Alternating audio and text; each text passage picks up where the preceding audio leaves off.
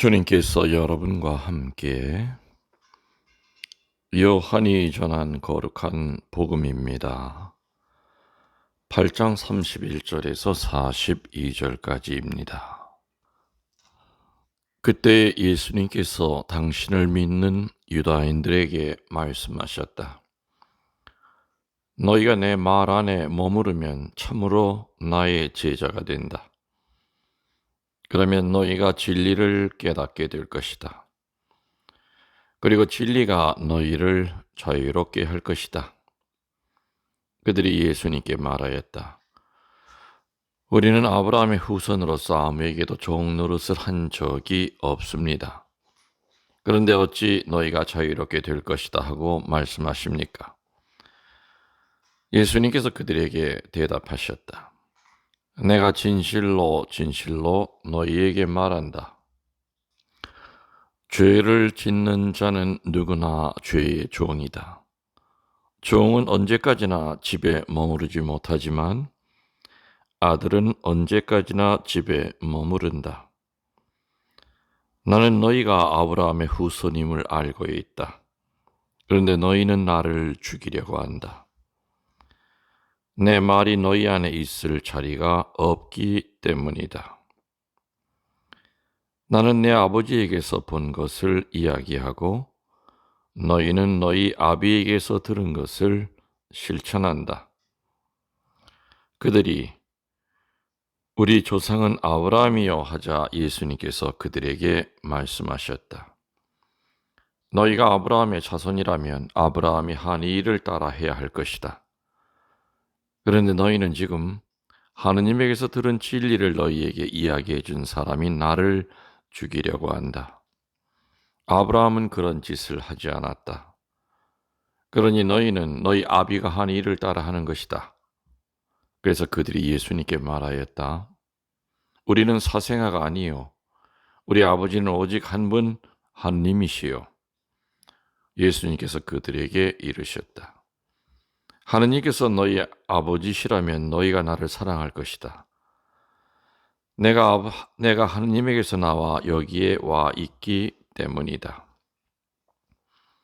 나는 나 스스로 온 것이 아니라 그분께서 나를 보내신 것이다. 주님의 말씀입니다. 천미수님, 주님의 이름으로 평화를 빕니다. 이제는 봄 기운이 아주 완연해졌습니다. 많이 따뜻하지요? 또 요즘 같은 때는 옷 입는 것이 참 많이 선택에 대한 그 갈등을 겪게 됩니다. 좀 추울 줄 알고 입고 나갔더니 좀 덥기도 하고요. 또 더울 줄 알고 얇은 걸 입고 나갔더니 또한 춥기도 하죠.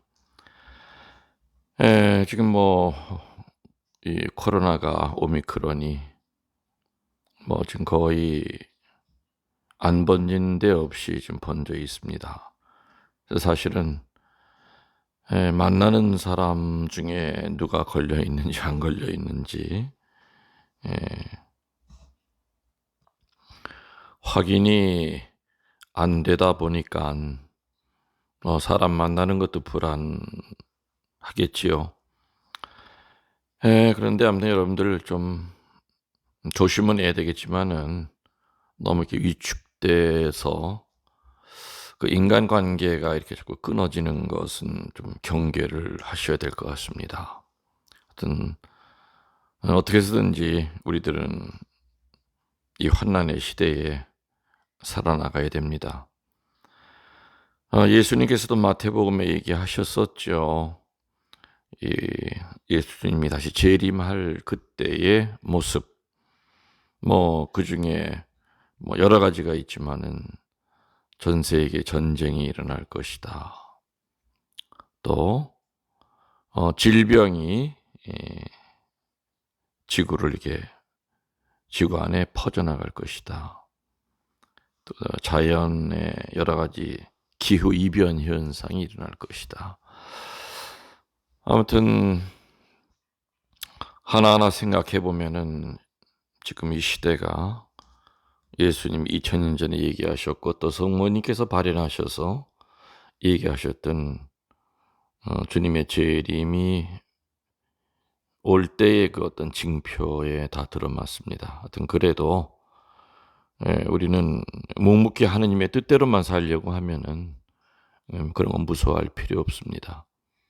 하여튼 조심하는 가운데 너무 이렇게 주눅이 들어서 살 필요 없이 어떤 순간순간 우리들이 행복한 길을 찾아 나가야 될 것 같습니다. 오늘 여러분들 복음 들으셨지요? 예수님을 믿는 유대인들에게 오늘 예수님께서 하신 얘기입니다. 그런데 오늘 일단 어떤 사람이 거짓말을 합니다. 뭐라고 거짓말하냐면은 우리는 아브라함의 후손으로서 아무에게도 종 노릇을 한 적이 없습니다. 여러분들 유대인들이 종 노릇한 적이 없습니까? 에집트에서 얼마나 긴 세월 동안 종 노릇을 했습니까? 뭐 그 후에도 뭐 바빌론으로도 끌려가고 아시리아로도 끌려가고 유대인들의 이 삶은 어떻게 보면은 노예살이였습니다. 근데 이 사람이 어떤 뜻으로 아무에게도 종 노릇을 한 적이 없다고 그랬을까? 우리가 종 노릇 한 적이 없는데 왜 예수님 당신께서는 너희가 자유롭게 될 것이라고 말씀하십니까? 말도 안 되는 얘기로 예수님에게 대듭니다. 그래서 예수님께서는 뭐 유대인들이 노예살이 했던 그 역사의 그 기록을 몰라서 하시는 얘기가 아니라 어떤 역사적인 그러한 이 얘기는 꺼내시지 않으시면서 죄를 짓는 자는 누구나 죄의 종이다. 그래서 오늘 예수님께서 얘기하신 이 노예의 예수님이 하신 그 노예 이 종이라는 것의 어떤 그 본질이 어떤 육체적인 노예가 아니라 죄의 노예라고 하는 것은 분명히 밝혀졌습니다. 예수 얘기하셨습니다. 그래서 죄를 짓는 자는 언제까지나 집에 머무르지 못하지만 아들은 언제까지나 집에 머무른다. 또는 그 외에 뭐 여러 가지 얘기를 하셨습니다. 오늘 복음도 역시 어제 복음처럼 한 줄 한 줄을 이렇게 읽으면은 무슨 뜻인지를 알겠는데 전체적인 내용을 종합적으로 묵상하기가 쉽지 않습니다. 그래서 오늘도 여러분들의 길잡이가 돼서 이 어려운 요한복음을 좀 쉽게 정리해 드리겠습니다. 그리고 그 정리된 것에 대해서 여러분들이 여러분의 삶에 비추어서 살을 붙이는 것은 여러분들의 몫이라고 생각이 됩니다. 다시 말하면은 제가 제 묵상, 이 김웅열 신부의 그 개인 묵상이 있듯이 여러분들도 제가 안내하는 것에 그 기준을 삼아서 여러분들이 나름대로 묵상하셔야 될 것 같습니다. 제가 잘하는 거 있지요. 이제 정리 잘하는 겁니다. 저는 사제관도 굉장히 정리를 잘합니다. 그리고 또 제 생각도 굉장히 정리를 잘합니다. 또 말씀도 정리를 좀 이렇게 쉽게 합니다. 쉽게 하는 이유는 저 자신을 위한 것도 있지만은 그러나 정리된 말씀을 요약된 말씀을 신자들에게 전해줘야 될 의무도 있기 때문에 정리를 잘 합니다. 그가 제일 잘하는 것 중에 하나입니다. 하여튼 정리 잘한다. 하여튼 뭐 이 말씀만 잘하는 것이 아니라 말씀 정리만 잘하는 것이 아니라 저는 아무튼 물건도 정리 잘하고요. 하여튼 하나하나 정리를 잘합니다. 또 제가 살아온 삶도 정리 잘합니다. 한 본당을 떠나기 전에 또 그 본당에 가서 어떻게 이 성당을 아름답게 또 교우들이 와서 행복하게 살 수 있을지를 저는 묵상을 하고 묵상한 그걸 그대로 정리합니다. 하여튼 제가 있었던 성당에는 후임 신부님은 그냥 잘 유지만 하셔도 정리가 잘 된 성당으로 사람들 뇌리 속에 기억에 남게 될 겁니다. 예, 아무튼 다시 이제 오늘 복음 제가 좀 정리를 해드리겠습니다. 오늘 복음의 그 첫 출발점은 뭐냐면은 제자가 되기 위한 그 첫 단추가 무엇냐 하는 얘기로부터 시작이 됩니다. 제자가 되기 위한 그 첫 출발점, 첫 발걸음은 첫 번째, 예수님의 말씀을 받아들여야 된다는 겁니다. 두 번째는 그 말씀 안에 머물러야 된다는 얘기입니다. 세 번째는 말씀을 끊임없이 배워야 한다는 겁니다. 제자가 되기 위한 첫 출발은 이 세 가지가 선행이 되어야 됩니다. 예수님의 말씀을 받아들이고 머물고 배워야 한다. 물론 이 하나하나에 대한 이야기를 가지고도 우리는 긴 시간 얘기할 수 있지만, 그러나 길게 얘기할 수가 없는 상황이기 때문에 간단하게 얘기하면은 예수님의 말씀을 받아들여야 된다는 거로, 뭘 받아들이느냐, 받아들이는 것의 내용입니다. 받아들여야 되는데 뭘 받아들이느냐. 첫 번째는 하느님에 관한 것입니다. 두 번째는 선과 악에 관한 것입니다.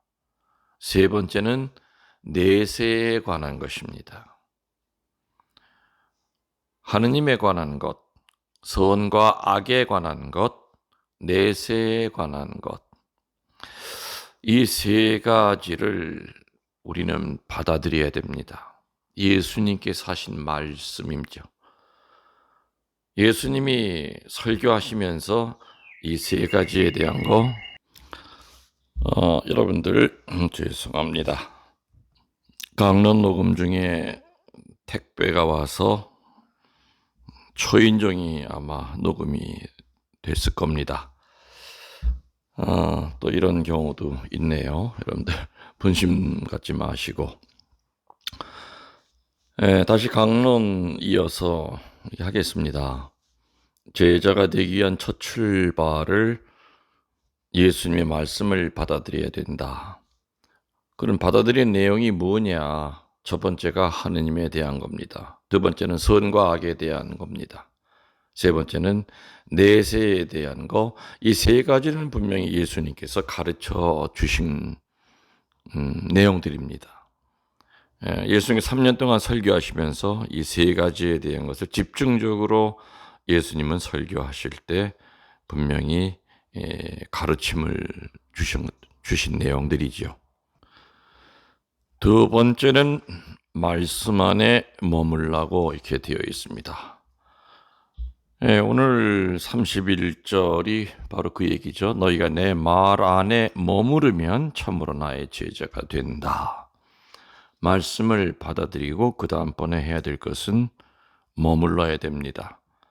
받아들이기만 하면 안 되고 그 말씀 안에 머물러야 된다. 지식 안에 머물러서는 안 된다는 얘기죠. 지식으로 따지면은 열심히 공부해서 신학 박사 학위 받을 수 있지요. 또 영성 신학자가 될 수도 있습니다. 그렇지만은 말씀은 절대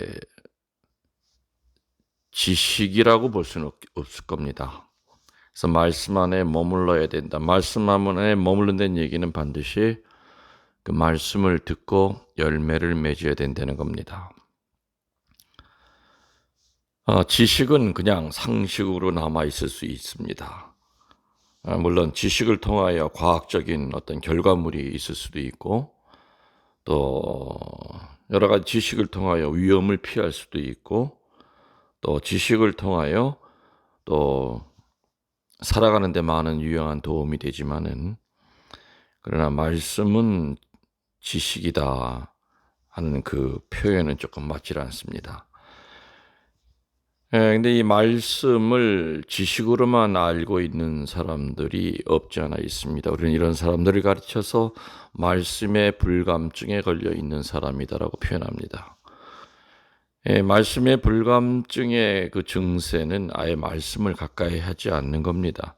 그러나 반대로 말씀을 너무나 가까이 합니다. 그래서 하여튼 모든 말씀 세미나라든지 성경 공부 열심히는 하는데, 근데 이제 문제는 열매를 맺지 못한다는 것에 있습니다. 보고 배운 것이 내 머리 안으로 들어와서 그것을 가슴으로 끌어내려야 됩니다. 그리고 내 의지로 열매를 맺어야 되는데 그냥 머리 안에만 머물다 끝납니다.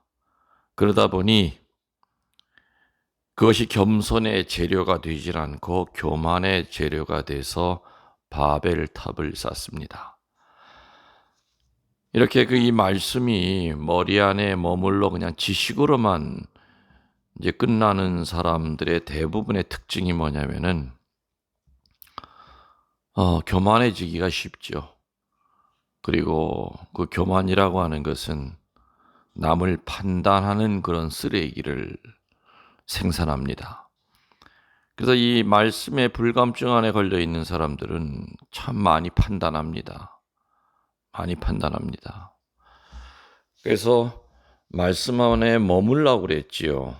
오늘 예수님께서는 말씀 안에 머물러야 내 제자가 된다. 이것이 제자 되기 위한 두 번째, 첫 출발점은 말씀을 받아들여야 된다. 두 번째는 말씀 안에 머물러야 됩니다. 절대로 불감증에 걸리면 안 된다는 얘기입니다. 귀로 듣고 그리고 머릿속에 저장되어 있는 그 말씀에 대한 여러 가지 정보를 내 감정으로, 가슴으로 끌어내리고 또 그냥 가슴으로 그냥 느끼기만 하면 안 되겠죠. 반드시 이 중에 이 말씀은 내가 반드시 실천해야 되겠다. 열매를 맺으라는 얘기입니다. 그리고 제자가 되기 위한 세 번째는 말씀을 끊임없이 배워나가야 됩니다. 교우 여러분들은 연구를 하시는 분들은 아닙니다. 말씀을 소위 이제 말씀에 대한 것을 묵상하고 또 그거를 정리하신 분들에게서 전해받아서 그냥 들으십니다. 근데 이것도 중단해서 안 된다는 거죠. 끊임없이 배워야 됩니다. 어떤 성서학자는 그야말로 단 한 줄을 가지고 한 평생을 공부한다고 그럽니다. 또 히브리 말은 점이 이렇게 있다 보니까 그야말로 파리가 똥 한번 쌓아놔도 글자가 달라진다는 우스갯소리가 있을 정도로 아무튼 말씀을 이제 공부하는 그런 사람들이 있습니다. 소위 이제 학자들이죠. 그렇게 학자들처럼 그런 차원의 연구를 하려는 것이 아니라 그래도 학자들을 통하여 이렇게 전달이 돼서 또 그것을 성서 신학적인 방법으로 해석하는 사람들, 또 영성학적으로 또 해설하는 사람들, 또 그거를 또 아주 쉽게 이렇게 풀이해서 현장에서 신자들을 가리키는 소위 그 피정지도 하시는 분들, 또 일선서목에서 강론 때 말씀을 전하시는 분들의 그 말씀을 좀 잘 배워서 끊임없이 배우라는 얘기죠. 말씀이 계속해서 맑은 시냇물처럼 생명력이 있으려면은 한 번 피정한 거 가지고서는 죽을 때까지 이렇게 살아가기 힘듭니다. 사제들도 계속 성서를 읽어야죠. 또 성서를 읽고 또 그 성서에 대하여 학자들이 이렇게 분석한 것에 대해서 또 공부도 해야 됩니다. 또 공부로 끝나는 것이 아니라 이것을 어떻게 하면은 잘 이유식으로 만들어서 교우들에게 전달할 수 있을까 하는 그러한 많은 노력이 따라야 됩니다. 그래서 교우분들은 참 편한 겁니다. 이미 다 많은 복잡한 과정을 거쳐서 여러분들은 그냥 귀로 듣기만 하면 됩니다. 그리고 계속해서 배워야 됩니다. 요즘 얼마나 시대가 좋습니까? 뭐 그전에는 제가 찾아다니면서 피정을 해야 됐지만 아니면은 테이프라든지 CD를 거쳤던 그 세월도 있었죠. 뭐 USB라든지. 뭐 지금은 뭐 유튜브에 들어가면은 다 이 도서관처럼 저장이 되어 있지 않습니까? 뭐 아무개 신부 이름만 치면은 전부 다 나옵니다. 아무개 목사 이름만 치면 또 뭐 전부 다 설교가 나옵니다. 아무튼 말씀은 중단 없이 끊임없이 배워야 된다는 겁니다. 그래서 제 강론도 전부 다 흐름이 있기 때문에 뭐 가끔 이렇게 댓글을 보면은 오래간만에 신부님 강론 듣습니다. 그랬더니 참 좋으네요. 저는 여러분들 오래간만에 이렇게 듣게 하려고 이렇게 모든 힘을 다해서 일주일에 4번 올리는 게 아닙니다. 그냥 뭡니까? 뭐 구독, 좋아요, 뭐 알람 하면은 자동으로 그 알려준다고 그러지 않습니까? 그렇게 해서 들으십시오. 하루에 4번, 일주일에 4번이라도 열심히 들으시면은 분명히 뭔가 달라질 겁니다. 변화가 올 거라고 생각이 됩니다.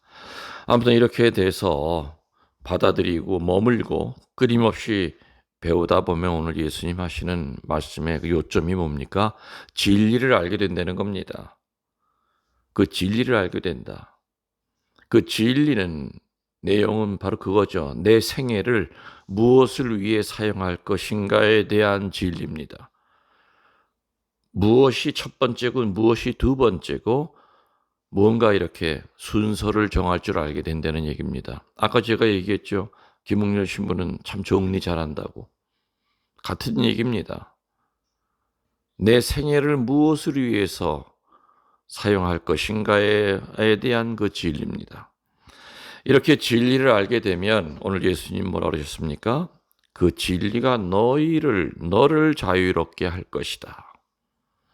너를 자유롭게 할 것이다. 이 자유로움은 5가지로부터의 자유로움입니다. 첫 번째는 삶의 두려움으로부터 자유롭게 할 겁니다. 그 진리 안에 살게 된다면요. 두 번째는 사람으로부터의 자유로움을 느끼게 됩니다. 이 자유로움은 사람을 안 만나는 자유로움이 아니라 사람 안에 섞여 살면서도 상처받지 않는 그런 자유로움입니다. 세 번째 자유로움은 자기 자신으로부터의 자유로움을 느끼게 될 겁니다. 여러분 자신에 대하여 그 만족도가 몇 프로나 됩니까? 자기의 성격이라든지 아무튼 종합적으로 자기의 인성에 대하여 얼마나 만족하십니까? 또 때로는 자기 외모, 그것도 굉장히 사람을 해피하게 하기도 하고 우울하게 만들기도 하죠. 태어날 때부터 생리에 이렇게 태어났는데, 그러나 여러분들 너무 생김새에 대해서 우울하지 마십시오. 죽고 난 다음에 나중에 해골 보니까 다 똑같습니다. 이쁜 해골 없어요. 잘생긴 해골 없고 못난 해골 없이 그냥 구멍만 뻥뻥 뚫어진 그야말로 해골입니다. 그래서 자기 자신으로부터의 자유, 자기를 스스로 옥죄이는 그런 거로부터의 자유를 느끼게 된답니다. 네 번째의 자유로움은 죽음으로부터의 자유로움입니다. 얘기하지 않으셔도 알 겁니다. 우리는 눈 뜨면서부터 죽음을 향해 갑니다. 그리고 그 시간, 째깍째깍 하는 시간은 죽음이 점점 가까이 온다는 그 시계바늘 소리입니다. 근데 이거를 늘 의식하고 살면 우리 못 삽니다. 너무 불안해가지고 힘듭니다. 근데 이러다가 우리들이 어떤 병에 걸리거나 암에 걸리거나 시한부 선고를 받으면 그때부터는 삶이 다 바뀌죠. 그 주변 사람들도 같이 고통스러워합니다. 그러나 우리 순교자의 교회인 우리 천주교 신자들은 예로부터 죽음 앞에 아주 의연했습니다. 그리고 초연했습니다. 진리 안에 자유롭게 되면은 죽음으로부터 자유로움을 느끼게 됩니다. 마지막 5번째 자유로움은 죄와 또 그 죄로 인한 공포로부터의 자유로움을 느끼게 될 겁니다.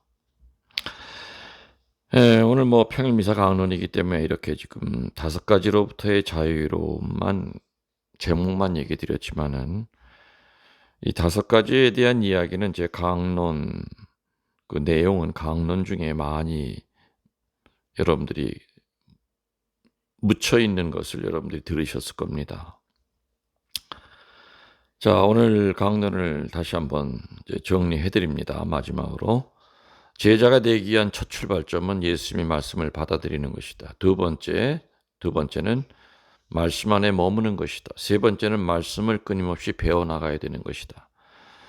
이렇게 예수님의 제자가 되기 위해서 이렇게 노력을 하다 보면은 진리를 알게 됩니다. 그 진리가 가리키는 목적지는 뭐냐? 내 생애를 과연 무엇을 위해서 사용할 것인가에 대한 그런 진리를 알게 됩니다. 그러면은 자유로움을 느끼게 되는데 그 자유로움은 5가지라고 그랬죠. 삶의 두려움으로부터의 자유, 두 번째는 타인으로부터의 자유, 세 번째는 본인 자신으로부터의 자유, 네 번째는 죽음으로부터의 자유, 마지막 5번째는 죄와 죄로 인한 공포로부터의 자유를 느끼게 됩니다. 이런 상태가 되면은 그야말로 행복한 사람이죠. 행복한 사람입니다. 사제인 저도 이렇게 살려고 애를 쓰고 있습니다. 그리고 신자들에게 이렇게 살면서 같이 우리 행복하자 이렇게 권고하고 삽니다. 그리고 도움을 주려고 애쓰고 삽니다. 여러분들 행복하십시오. 그리고 여러분들 진리 안에서 자유로운 사람이 되기를 축원합니다. 영혼을 더해서 여러분들 사랑하는 거 아시죠? 아멘.